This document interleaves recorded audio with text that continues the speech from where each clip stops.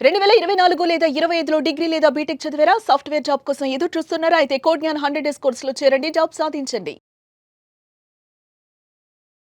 నమస్కారం మేడం. నమస్తే.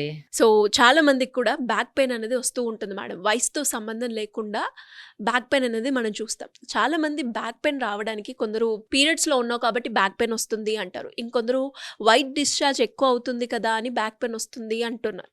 అసలు బ్యాక్ పెయిన్ రావడానికి గల కారణాలేంటి? ఏ ఏ సందర్భాల్లో బ్యాక్ పెయిన్ వస్తుంది? వాటిని ఎలా మనం ఓవర్‌కమ్ చేసుకోవచ్చంటారు? సీ మహిళలు సఫర్ అయ్యే చాలా కామన్ కంప్లైంట్ నడుము నొప్పి. ఎందుకంటే మహిళ యొక్క శరీరం యూనిక్‌గా ఉంటుంది. పురుషులకి పుట్టిన దగ్గర నుంచి వాళ్ళ జీవితంలో శరీరంలో పెను మార్పులు బయోలాజికల్‌గా ఏం జరగవు. కానీ మహిళలకి మెనార్కీ పీరియడ్స్ స్టార్ట్ అవ్వటం, పీరియడ్స్‌తో నడుము నొప్పి స్టార్ట్ అవుతుంది. మెనోపాజ్ దాకా మధ్యలో ప్రెగ్నెన్సీలు, డెలివరీలు, సర్జరీలు, ఇతర అంటే సిజేరియన్‌లు గాకుండా ఇంకా ఇతర సర్జరీలు, లేపోతే యూట్రస్‌కి సంబంధించిన ఇంకేదైనా ప్రాబ్లమ్స్, ట్యూబెక్టమీలు, హిస్టెక్టమీలు ఇలా వరుసబెట్టి ఒక మహిళ జీవితంలో మల్టిపుల్ టైమ్స్ హాస్పిటల్‌కి ఎళ్ళాల్సి రావటము, రకరకాల ట్రీట్మెంట్ తీసుకోవటం, ఇన్‌హెరెంట్‌గా మహిళ యొక్క బయోలాజికల్ దీంట్లోనే అది ఉంటది. రీజన్స్ ఏంటి? ఇందులో వాస్తవం ఎంత తెల్లబట్టకి, నడుము నొప్పికి అంటే, నడుము నొప్పి రకరకాల కారణాల వల్ల విమెన్ సఫర్ అవుతుంటారు.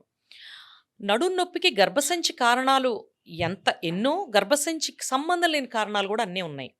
ఫర్ ఎగ్జాంపుల్ గర్భసంచి సంబంధించిన కారణాలంటే ఎండోమెట్రియోసిస్ అంటే గర్భసంచిలో మనకి పీరియడ్స్ అయ్యే మహిళకి గర్భసంచిలోంచి బయటకు పీరియడ్ రావడంతో పాటు గర్భసంచి పక్కన ఉన్న ఫెలోపియన్ ట్యూబ్స్లో కూడా ఎంతో కొంత బ్లడ్ వెళ్ళి గర్భసంచి పక్కన ట్యూబ్స్ పక్కన బ్లడ్ అది ఓవరీస్లో కానీ బయట కానీ నిలబడిపోవటం. ఓవరీస్లో ఉంటే చాక్లెట్ సిస్ట్ అంటారు, లేదా ఎండోమెట్రియోటిక్ సిస్ట్ అంటారు. లోపల అది అది ఉండాల్సిన ప్లేస్ కాదు బ్లడ్. సో అది ఇరిటేట్ చేస్తుంది ఆ లోపల పొరని. ఇరిటేట్ చేసి అడెషన్స్ అంటే పేగులు కానీ, ఒమెంటం కానీ, లేదా ఇతర ఆర్గన్స్ కానీ వచ్చి అతుక్కుంటాయి గర్భసంచిని. అతుక్కుని ఎందుకంటే ఇది ఒక ఫారిన్ బాడీ లాగా తయారయ్యి బ్లడ్ ఇరిటేట్ చేసి అవి వచ్చి అతుక్కునేటట్టు చేస్తుంది. ఈ ఎండోమెట్రియోసిస్ ఇన్ఫ్లమేషను, దాంతోపాటు ఈ అడెషన్స్.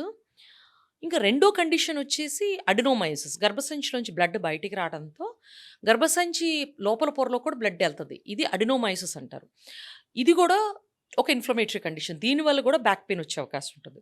ఈ రెండు కాకుండా ఫైబ్రాయిడ్స్, గర్భసంచిలో గడ్డలు, చిన్న చిన్న గడ్డల వల్ల పెద్దగా డిఫరెన్స్ ఉండకపోయినా పెద్దగా ఉన్న ఫైబ్రాయిడ్ గడ్డల వల్ల బ్యాక్ స్ట్రెయిన్ అయ్యే అవకాశం ఉంటుంది.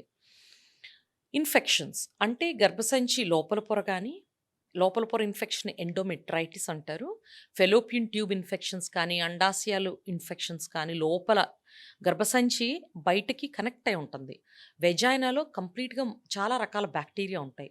రకరకాల కారణాల వల్ల ఒక లేడీ ఇమ్యూనిటీ తగ్గినప్పుడు కానీ, ఇతర ఇన్ఫెక్షన్స్ పవర్ఫుల్ ఇన్ఫెక్షన్స్ వచ్చినప్పుడు కానీ, ఈ ఇన్ఫెక్షన్ గర్భసంచి లోపలికి వెళ్ళి అది అలాగ ఫెలోపియన్ ట్యూబ్స్ అండాశయాల్లో స్ప్రెడ్ అయ్యి పెల్విక్ ఇన్ఫ్లమేటరీ డిసీజ్ అంటారు. అంటే లోపల కింద పొత్తి కడుపులో ఉన్న యూట్రస్ అండ్ ఫెలోపియన్ ట్యూబ్స్ అండాశయాలు ఇన్ఫెక్షన్ వస్తుంది. దీనివల్ల కూడా white discharge and back pain వచ్చే అవకాశం ఉంటుంది. ఇది కాకుండా ప్రెగ్నెన్సీలో కూడా ఎంతో కొంత వైట్ డిశ్చార్జ్ ఉంటుంది. ప్రెగ్నెన్సీలో బ్యాక్ పెయిన్కి రీజన్ వేరే. బ్యాక్ పెయిన్ ప్రెగ్నెన్సీలో ఎందుకు వస్తుందంటే, ప్రెగ్నెన్సీలో రకరకాల హార్మోన్స్ లైక్ ప్రొజెస్ట్రాన్, రిలాక్సిన్ అనే హార్మోన్స్ తయారయ్యి వెన్నుపూసలో ఉన్న బోన్స్ కొంచెం డిస్టెన్స్ పెరుగుతుంది. నార్మల్ డెలివరీ ఫెసిలిటేట్ చేయటానికి లూజన్ అవుతాయి లిగమెంట్స్, కానీ ఆ బోన్స్ దగ్గర ఉన్న గ్యాప్ పెరుగుతుంది అనమాట. దీనివల్ల ఇన్హెరెంట్గా వెన్నుపూస యొక్క మజిల్ స్ట్రెంగ్త్ తగ్గి పెయిన్ స్టార్ట్ అవుతుంది. సెకండ్ కామన్ రీజన్ ఏంటంటే పిండం పొట్ట పెరిగేటప్పటికి, అది పిండం కావచ్చు, గడ్డ కావచ్చు, పొట్ట పెరిగిన ప్రతి ఒక్కరికి వెన్నుపూస స్ట్రెయిన్ ఉంటుంది. ఎందుకంటే అబ్నార్మల్ పాస్చర్లో స్పైన్ ముందుకు గుంజబడుతుంది ఆ పొట్ట వల్ల. సో వీళ్ళకి కూడా బ్యాక్ పెయిన్ ఉండొచ్చు. ఈ రెండు కండిషన్స్ తీసేస్తే స్పైనల్ ప్రాబ్లమ్స్, సయాటికా కావచ్చు, డిస్క్ ప్రాబ్లమ్స్ కావచ్చు, ఇతర ఆర్థోపెడిక్ ప్రాబ్లమ్స్ కావచ్చు, లేకపోతే పుట్టుకతో ఉన్న కొన్ని రకాలైన స్పైనల్ అబ్నార్మాలిటీస్ కావచ్చు, వీటన్నిటి వల్ల కూడా బ్యాక్ పెయిన్ ఉంటుంది. సో మనం ఏం గమనించాలంటే, డైరెక్ట్గా ప్రతి వైట్ డిశ్చార్జ్కి బ్యాక్ పెయిన్కి ముడి పెట్టకుండా రియల్గా ఇష్యూ ఏదైనా ఉందా ఎందుకు తెలుసుకోవాలంటే, డయాగ్నోసిస్ కరెక్ట్గా ఉంటే ట్రీట్మెంట్ కరెక్ట్గా ఇవ్వడం సాధ్యమవుతుంది. రూట్ కాజ్ ఫైబ్రాయిడ్ పెట్టుకొని ఫైబ్రాయిడ్ని ట్రీట్మెంట్ చేయకుండా మనం ఊరికే బ్యాక్ పెయిన్ మెడికేషన్ ఇవ్వటం వల్ల ప్రాబ్లమ్ సాల్వ్ అవ్వదు. డిస్క్ ప్రాబ్లం ఉన్నప్పుడు అది ఫైబ్రాయిడ్ ట్రీట్మెంట్ ఇవ్వటం వల్ల పెయిన్ సాల్వ్ అవ్వదు. సో ప్రాబ్లం ఏంటి, దానికి దానికి ట్రీట్మెంట్ ఏంటి తెలుసుకొని దాన్ని రెండింటిని ముడిపెడితే పేషెంట్కి పర్మనెంట్గా సొల్యూషన్ వస్తుంది. సో ఇది నేను ఎప్పుడు ఏం అడ్వైస్ చేస్తానంటే, what is the reason, white డిశ్చార్జ్కి రీజన్ ఏంటి కనుక్కొని నిజంగా అది అబ్నార్మలా నార్మలా. ఎందుకంటే మెజారిటీ వైట్ డిశ్చార్జెస్ నార్మల్.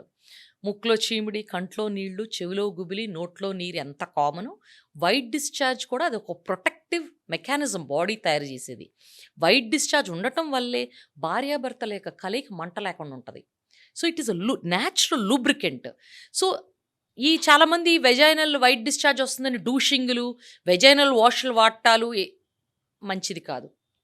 అబ్సల్యూట్గా ఏది వాడద్దు. వెజైనా ఒక సెల్ఫ్ క్లీనింగ్ పార్ట్, దాన్ని క్లీన్ చేసుకోగలదు, దాని హెల్త్ మెయింటైన్ చేసుకోగలదు. సో ఇవన్నీ చెయ్యొద్దు మీరు. ఏదన్నా యూరిన్ మంట కానీ, కింద ప్రైవేట్ పార్ట్స్లో దురద కానీ, విపరీతంగా పెరుగు లేకపోతే ఒక చీజ్ లాంటి వైట్ డిశ్చార్జ్ వచ్చి ఇరిటేషన్, ఎప్పుడు మంట అనిపిస్తుంటే మీ వెజైనా, మీరు హాస్పిటల్ ఖచ్చితంగా వెళ్ళి ఎగ్జామినేషన్ చేయించుకొని మీరు మీ గైనకాలజిస్ట్ ట్రీట్మెంట్ ప్రకారం ట్రీట్మెంట్ తీసుకోండి. So but only one thing, take home message ఏంటంటే, ఎవ్రీ వైట్ డిశ్చార్జ్ ట్రీట్మెంట్ అవసరం లేదు. వైట్ డిశ్చార్జ్ ఉన్నంత మాత్రాన అదే కారణం బ్యాక్ పెయిన్ అని చెప్పడానికి కుదరదు. Thank you ma'am. Thank you so much. Thank you. Suman టీవీలో మీ పర్సనల్ అండ్ బిజినెస్ ప్రమోషన్స్ కోసం కింది నెంబర్కి కాంటాక్ట్ చేయండి.